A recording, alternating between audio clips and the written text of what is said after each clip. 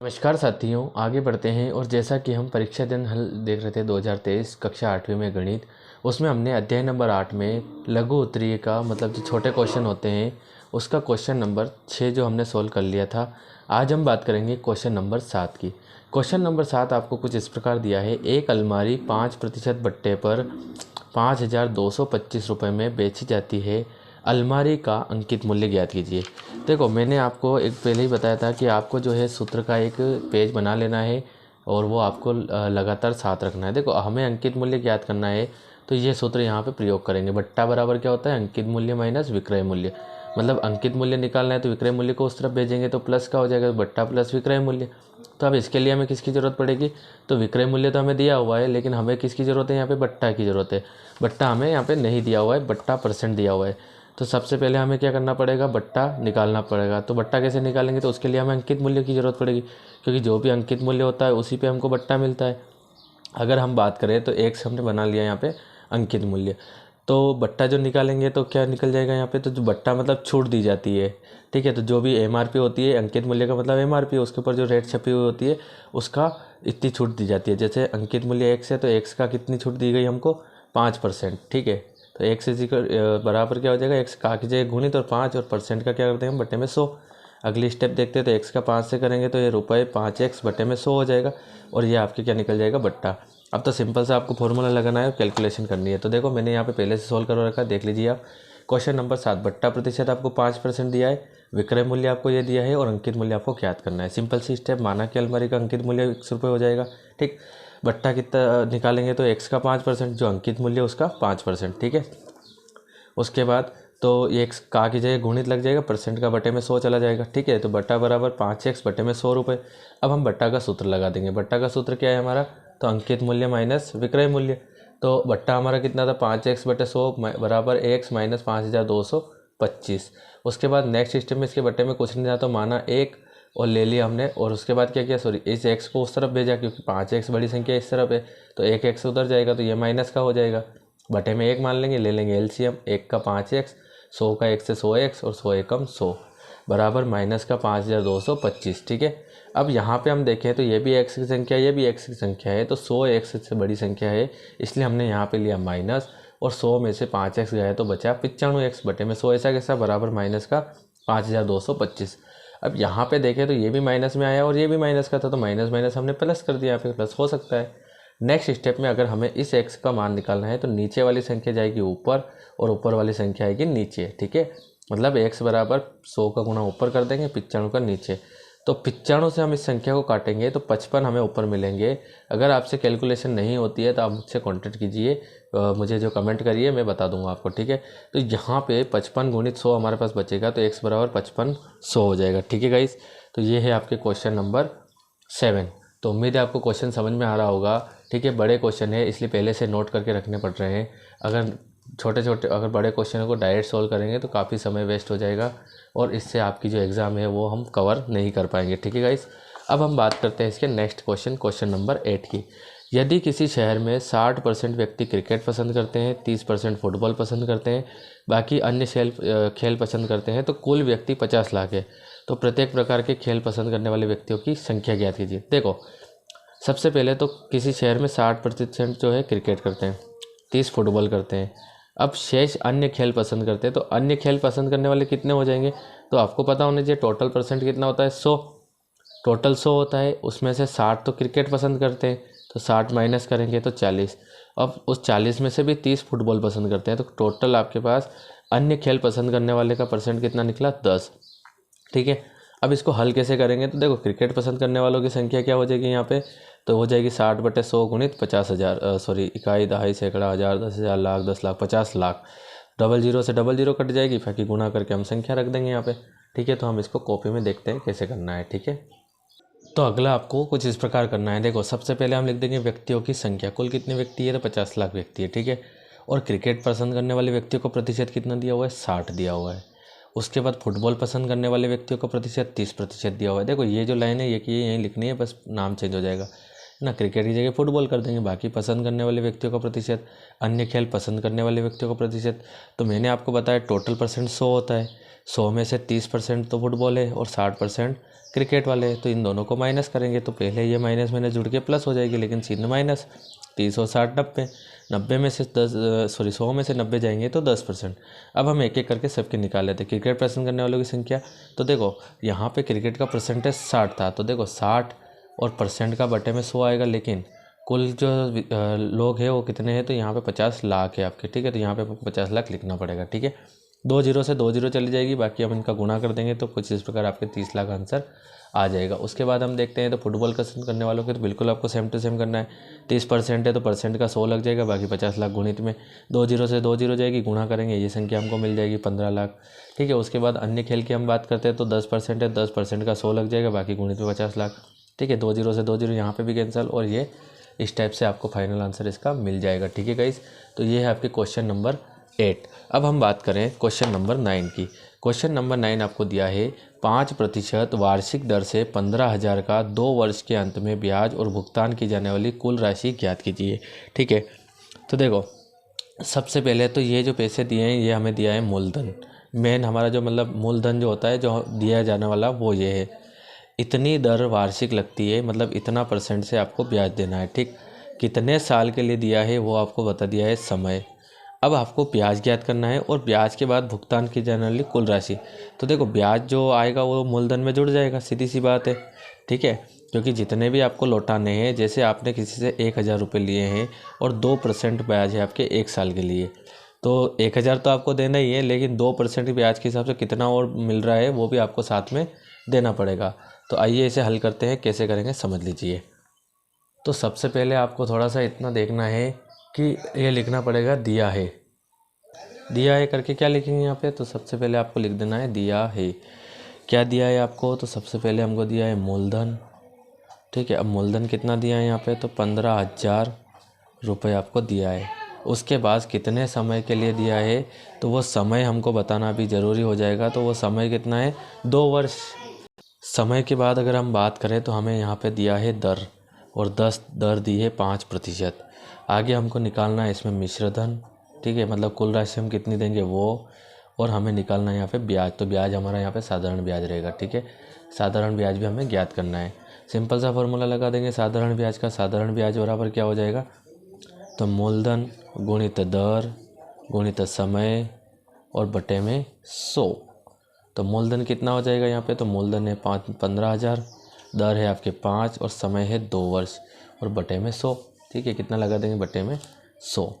यहाँ पे देखें तो 2 जीरो से ये 2 जीरो कैंसिल, तो यहाँ बचेगा 150 मल्टीप्लाई बाय 5 मल्टीप्लाई बाय 2। तो 2 का 15 से करेंगे, सॉरी 5 से 10 हो जाएगा, 10 का 15 से करेंगे तो कितना हो जाएगा आपके 15 दूनी 30, तीनों बन जाए 15, 15 मतलब वापस से आपको 15 मिल जाएगा। और 1 जीरो आपके लग रही है तो लगा देंगे, और 1 जीरो ऑलरेडी आ रही है ना, तो इस टाइप से आपको इसको कर लेना है। तो ये आ जाएगा 1,500 रुपये साधारण ब्याज। साधारण ब्याज के बाद हमें यहाँ पे निकालना है मिश्र धन। तो मिश्र धन के लिए मैंने ये बता दिया आपको कि भी जो भी ब्याज दिया है वो साथ में जोड़ देना है। तो क्या लिख देंगे, मूलधन प्लस ब्याज जितना भी है साधारण ब्याज, ठीक है। तो ये लिखना आपको यहाँ पे साधारण ब्याज, ठीक है। तो देखते हैं मूलधन कितना था हमारा, तो मूलधन था हमारा 15,000 और साधारण ब्याज है 1,500। तो अगर इन दोनों को यहाँ पे जोड़ देंगे तो ये हो जाएगा 16,500, ठीक है, और रुपए, और यही आपका फाइनल आंसर हो जाएगा, ठीक है गाइस। तो उम्मीद है आपको ये क्वेश्चन समझ में आया होगा। सिंपल क्वेश्चन था, कैलकुलेशन आपको करनी रहती है, ठीक है, तो आप कर लेंगे इसे। अब हम बात करते हैं नेक्स्ट क्वेश्चन, क्वेश्चन नंबर 10 की। क्वेश्चन नंबर 10 आपको क्या दिया है देख लीजिए। तो यहाँ पे दिया है 8,000 रुपये का 2 वर्ष के लिए 5% वार्षिक दर से चक्रवर्ती ब्याज ज्ञात कीजिए यदि ब्याज जो है वार्षिक संयोजित किया गया है। क्या निकालना है, चक्रवर्ती ब्याज। चक्रवर्ती ब्याज का सूत्र क्या है हमारा यहाँ पे, तो देखो चक्रवर्ती ब्याज का सूत्र हमारा ये रहा, मिश्र धन माइनस मूलधन, मतलब हमको मिश्र धन निकालना पड़ेगा। तो अब मिश्र धन का सूत्र कहाँ है, ये रहा, मूलधन गुणित 1 प्लस दर बटे 100 की घात समय।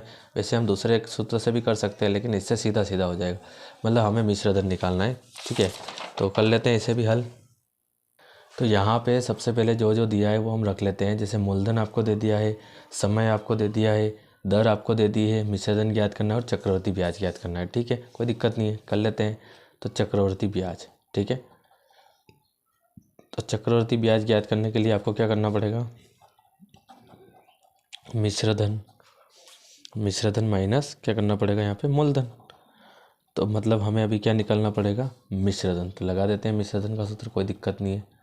मिश्रधन बराबर क्या हो जाएगा आपके सूत्र, तो सूत्र होगा आपके मूलधन P, फिर 1 + R बटे में 100 और उसकी घात n। ठीक है, अब यहाँ पे जो है RNP क्या है यहाँ पे आपको लिखे गए हैं सामने। ठीक है, P कितना हो जाएगा आपका 8,000 रुपये गुणित 1 + R कितना है आपका 5% बटे में 100 और घात कितनी है 2, तो यहाँ पे 2 लगा देंगे। ठीक है, कैलकुलेशन करनी है आपको बड़े ध्यान से। ये हो जाएगा 8,000 गुणित, सबसे पहले हम क्या करते हैं, कट रहा है तो 5 एकम 5, 5 दूनी 10 और ये 0 काट देंगे, तो 1 + 1/20 और उसकी घात 2। अगले स्टेप में हम क्या ले लेंगे यहाँ पे, तो इसके बटे में 1 मान के ले लेंगे एलसीएम। 20 एकम 20 + 1 एकम 1 और 20 एकम 20 और घात हो जाएगी 2। ये 8,000 गुणित 20 और 1 21/20 की घात कितनी लग जाएगी यहाँ पे 2 लग जाएगी। ठीक है, अगले स्टेप में हम देखते हैं, तो 8,000 इसकी घात 2 लगी है, मतलब इसको कितनी बार लिखना पड़ेगा, तो इसको लिखना पड़ेगा 2 बार। एक 0 से एक 0 गई, फिर दूसरी 0 से दूसरी 0, फिर 2 एकम 2, 2 चौक 8, फिर 2 एकम 2, 2 दूनी 4 और ये 0, तो 20 गुणित 21 गुणित 21। ठीक है, कितना हो जाएगा 20 गुणित 21 गुणित 21। अब जब हम इसको हल करेंगे तो गुणा करेंगे तो क्या आ जाएगा, देखो 21 का 21 से करते हैं तो 441, 441 का इससे करेंगे तो 882। ठीक है, और एक 0 तो आ ही रही है, तो यहाँ पे आपका मिश्रधन कितना निकल के आया 8,820। कितना आया 8,820। फाइनली हम निकाल लेते हैं चक्रवर्ती ब्याज। तो यहाँ पे मैं CI कर रहा हूँ चक्रवर्ती ब्याज को, आप लिख दीजिए, हिंदी में जगह का प्रॉब्लम है। मिश्रधन आपका कितना आया है, जो है A, मूलधन है P, तो मिश्रधन आया 8,820 और मूलधन आपको दिया था 8,000। अब 8,820 में से अगर 8,000 माइनस करते तो सिंपल सी बात है 820 रुपये आपके बचते हैं, और ये हो गया आपके क्वेश्चन क्लियर। ठीक है गाइस, तो ये क्वेश्चन भी आपको समझ में आ चुका है। अगर नहीं भी है तो फिर मुझे डाउट लिखकर सेंड कीजिए। ठीक है, कमेंट सेंड कीजिए। ठीक है, ये उसके बाद ये नेक्स्ट क्वेश्चन भी देख ही लेते हैं हम साथ में। क्वेश्चन नंबर हमें दिया है 11। कोई वस्तु 18% GST सम्मिलित करने के बाद 1,239 रुपये में खरीदी गई। अब GST जोड़ने से पहले का उस वस्तु का मूल्य ज्ञात कीजिए। तो कर लेते हैं, कोई दिक्कत नहीं है। क्वेश्चन एक बार फिर सुनेंगे। यहाँ पे क्या बताया आपको, कोई वस्तु 18% GST सम्मिलित करने के बाद 1,239 रुपये में खरीदी गई। GST जोड़ने से पहले उस वस्तु का मूल्य, तो सिंपल सी बात है, GST जोड़ने से पहले उस वस्तु का मूल्य कितना हो जाएगा X। तो ये कैलकुलेशन आपको समझ में नहीं आएगी, अब ये समझिए। सबसे पहले तो GST जोड़ने से पहले वस्तु का मूल्य X हो गया। GST की दर आपको कितनी दी हुई है, तो GST की दर है 18%। ठीक, अब GST की राशि, तो जो भी GST की राशि है वो X का 18% बनेगी, है ना, क्योंकि GST जोड़ने से पहले वस्तु का मूल्य क्या हमने X बताया, तो X का 18% GST की राशि निकाल रहे हैं यहाँ पे, तो का गुणित हो जाएगा 18 और परसेंट का 100 हो जाएगा, तो 18x बटे में 100 हो जाएगा।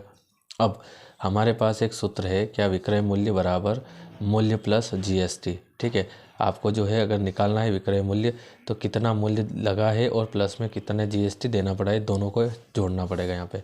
तो देखो विक्रय मूल्य तो आपको दिया हुआ है, विक्रय मूल्य यही है आपका, में खरीदी गई मतलब इसने बेची है, और बेचना मतलब विक्रय मूल्य। ठीक है, तो ये विक्रय मूल्य बराबर मूल्य कितना है, तो मूल्य हमने X सपोज कर लिया, यहाँ पे X मान रखा है, प्लस में GST। तो GST कितनी आई थी 18x बटे में 100। तो नेक्स्ट स्टेप में हम क्या करते हैं यहाँ से, तो सबसे पहले तो इनका ले लेते हैं LCM। तो 1,239 बराबर 1 मान लेंगे, 100 का X से करेंगे 100x, 1 का 18 से करेंगे 18x बटे में 100 एकम 100। ठीक है, अब यहाँ पे जो है हमें क्या करना है कि x का मान निकालना है, तो 100x और 18x कितना हो जाएगा यहाँ पे, तो पहले इनको जोड़ लेते हैं, तो ये हो जाएगा 118x। ठीक है, कितना हो जाएगा 118x और बटे में 100। ठीक है गाइस, x का मान निकालना है तो 100 जाएगा ऊपर और 118 आएगा नीचे, तो 1,239 गुणित में हो जाएगा 100 और बटे में आ जाएगा 118 बराबर x। काट लेते हैं यहाँ पे, कोई दिक्कत नहीं है, 2 पंजे 10 और 2 नीम 18, 2 पंजे 10 और ये 0।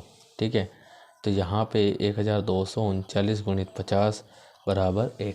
ठीक, तो और बटे में क्या रहा 59, तो ये 59। ठीक है, अब इन दोनों का आपको क्या कर देना है, यहाँ पे गुणा कर लेना है। तो जब आप गुणा करेंगे तो आपको 61,850 मिलेगा, और बटे में आपका 59 है ये। अब हमें इसे 59 से यहाँ पे भाग लगा देना है, और जब हम भाग लगाएंगे तो हमें क्या मिल जाएगा यहाँ पे 1,050 रुपये, ठीक है। और लास्ट में आपको लिख देना है अतः GST, क्या लिख देंगे, GST जोड़ने से पहले वस्तु का मूल्य कितना था, तो वस्तु का मूल्य 1050 रुपये था और ये हो जाएगा फाइनल आंसर, ठीक है। तो यहाँ देखते हैं, तो एक बार फिर समझ लीजिए। देखो प्रश्न में हमें दिया है कि कोई वस्तु 18% GST सम्मिलित करने के बाद, मतलब 18% सम्मिलित कर देते हैं, शामिल कर देते हैं, तब वो 1239 में खरीदी गई है। GST जोड़ने से पहले वस्तु का मूल्य, तो सिंपल सी बात है कि GST जोड़ने से पहले वस्तु का मूल्य X, ठीक है। अब GST की दर कितनी लगी हुई है, 18%, तो जिस राशि की लग रही है उसका 18% निकाल लेंगे हम, ठीक है। तो ये GST राशि निकल जाएगी हमारी। और सिंपल सा फॉर्मूला लगाना है, विक्रय मूल्य बराबर मूल्य प्लस GST। तो विक्रय मूल्य आपको जो है प्रश्न में दिया है, मूल्य आपने मान रखा है और GST आपके पास वैसे भी है। कैलकुलेशन कोई टफ है नहीं, आप कर लेंगे, ठीक है। 8th बोर्ड के हिसाब से तो इस टाइप की कैलकुलेशन आपको सोल्व करनी होगी, ठीक है। तो मिलते हैं नेक्स्ट वीडियो में, तब तक के लिए थैंक यू गाइस। हमारा वीडियो यहीं फिनिश होता है। नेक्स्ट क्वेश्चन हमारा 12 आता है, जो कि हम अगले वाले वीडियो में लेके आएंगे। तब तक के लिए थैंक यू।